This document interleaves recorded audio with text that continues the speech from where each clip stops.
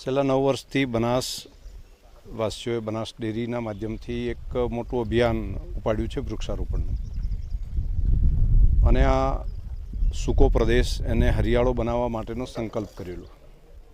દર વર્ષે 1 કરોડથી વધારે વૃક્ષોનું વાવેતર કરવું, એનું જતન કરવું.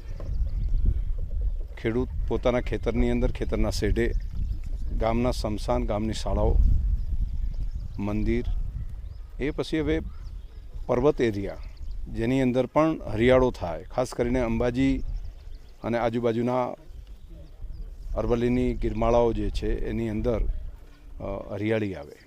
પહેલા વર્ષે અમે શરૂઆત કરી હતી જેસોરના પર્વતથી, અને ત્યાં સીડ બોલ નાખ્યા પછીનું તેનું રિઝલ્ટ એ ખૂબ સરસ થયું. એ પછીના બીજા વર્ષે અંબાજીના ગબ્બર પર્વતની આજુબાજુના એરિયાની અંદર સીડ બોલ નાખ્યા, તો એની અંદરથી પણ ખૂબ સારું પરિણામ મળ્યું. આ વખતે કોટેશ્વરની બાજુનો આ વિસ્તાર, એની અંદર પ્રયત્ન કર્યો છે. લાખોની સંખ્યામાં સીડ બોલ બનાવીએ છીએ. સીડ બોલ એટલે ગાયનું છાણ, માટી, એનો એક ગોળો બનાવવાનો અને એને સુકાવી અને એની અંદર એક હોલ રાખવાનો. એ હોલમાં પછી સીડ્સ મૂકી દેવાનું, પછી એને પેક કરવાનું.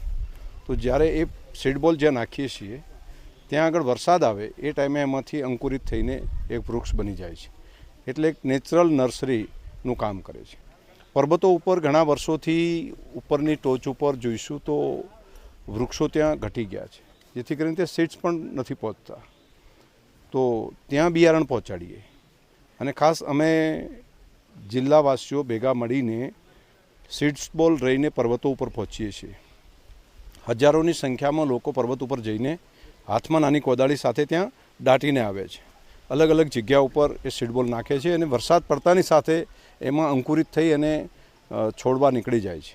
એમાંથી ઘણા બધા છોડવાઓ એના ઝાડ પણ બની ગયા છે. તો આ વર્ષે પણ આ અભિયાન અમે કર્યું છે. લાખોની સંખ્યામાં સીડબોલ બનાવીને લોકોએ સહયોગ કર્યો છે. લોકોએ ભેગા મળીને ગામે ગામ બહેનોએ સીડબોલ બનાવ્યા છે અને એ સીડબોલ અમે અહીંયા આગળ વિતરણ કરવાની વ્યવસ્થા કરી દઈશું.